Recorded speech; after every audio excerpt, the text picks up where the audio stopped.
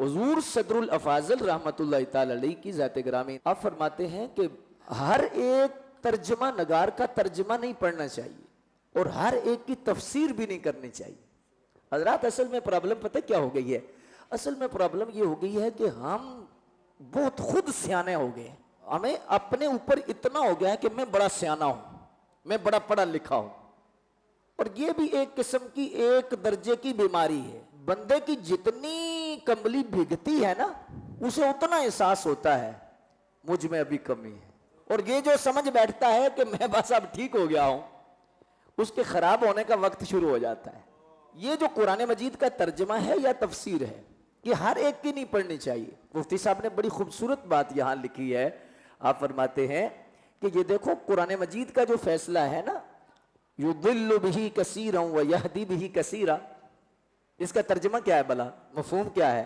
قرآن پڑھنے والے اکثر ہدایت بھی پا جاتے ہیں، قرآن پڑھنے والے اکثر گمراہ بھی ہوتے ہیں۔ یہاں پر کچھ بندے جو عدم توجہ کا شکار ہوتے ہیں، اور کچھ خطابہ بھی ایسے ہوتے ہیں جو جوش زبان میں اور جوش بیان میں کہہ جاتے ہیں دیکھو جی کچھ کو قرآن گمراہ کرتا ہے، کچھ کو ہدایت دیتا ہے۔ یہ ترجمہ نہیں ٹھیک۔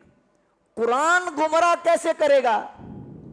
قرآن نہیں گمراہ کرتا، پڑھنے والا گمراہ ہو رہا ہے، یہ ناسمجھ ہے، اسے سمجھ نہیں آ رہی تو گمراہ ہو رہا ہے۔ قرآن معاذ اللہ گمراہ کر سکتا ہے۔ مفتی صاحب نے یہاں بڑی سادگی سے ایک بات کی ہے، فرماتے ہیں کہ اصل میں مسئلہ پتہ کیا ہے؟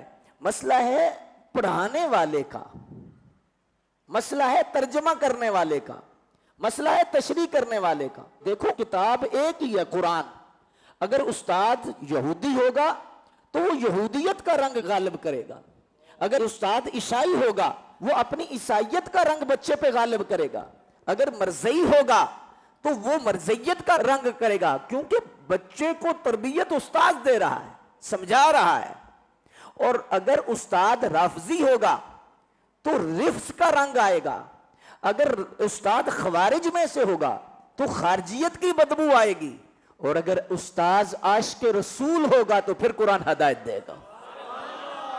یہ بات بڑی قابل غور ہے۔ جو لوگ آج کل سمجھتے نہیں ہیں وہ کہتے ہیں جی ہم نے تو قرآن ہی پڑھنا ہے، بالخصوص بچے داخل کراتے وقت مدرسوں میں کیا کرتے ہیں، کہتے ہیں جی ہم نے تو قرآن پڑھانا ہے۔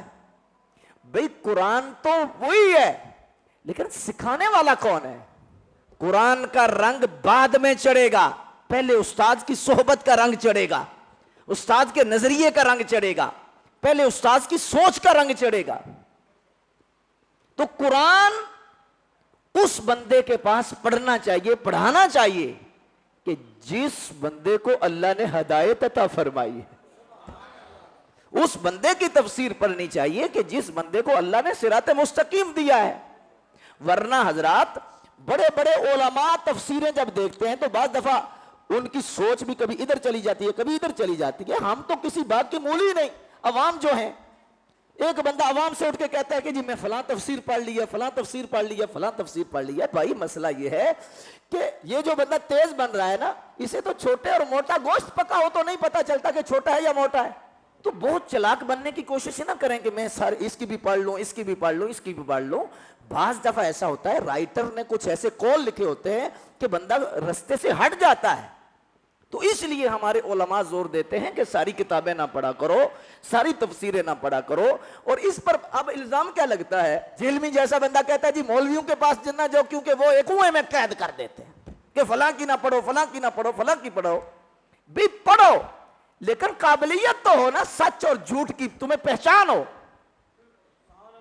جس کو پہچان ہے ہم اسے نہیں روکتے، وہ پڑھے، وہ مرزائیوں کی بھی پڑھے، وہ یہودیوں کی بھی پڑھے، وہ عیسائیوں کی بھی پڑھے۔ ہم نے تقابل ادیان میں پڑھی ہیں، ہم نے 17 سے 18 مذاہب کا مطالعہ کر کے ہم نے کتابیں ہم نے استادوں نے پڑھائی ہیں، لیکن یہودیت سے محبت نہیں ہوئی، عیسائیت سے ہمیں محبت نہیں ہوئی، ہمارے اندر اسلام کا ہی نور چمکا ہے۔ اس لیے کہا جاتا ہے۔ اور گمراہی کیوں پھیلتی ہے؟ یہ جو سسٹم آ گیا ہے سب کی سننے والا اور سب سے رائے لینے والا، اس ذہن نے بندوں کو خراب کیا ہے۔